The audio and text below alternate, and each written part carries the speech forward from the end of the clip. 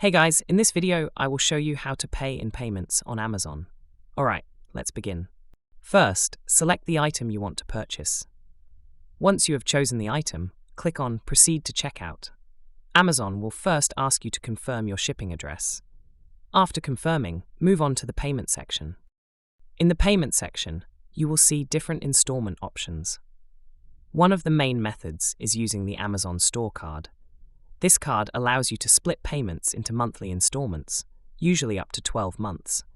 You can also choose to pay in installments using a credit or debit card, depending on your eligibility. Some customers will see an option for Amazon monthly payments, which lets you divide the total cost into 5 equal payments with 0 interest. Another available method is Affirm, which is a third-party financing option offered at checkout.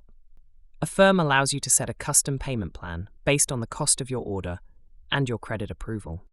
Not all items are eligible for installment plans, so make sure to check if the product you selected supports this option. The installment choice will appear during the checkout process if it's available. So that's basically how you can pay in payments on Amazon.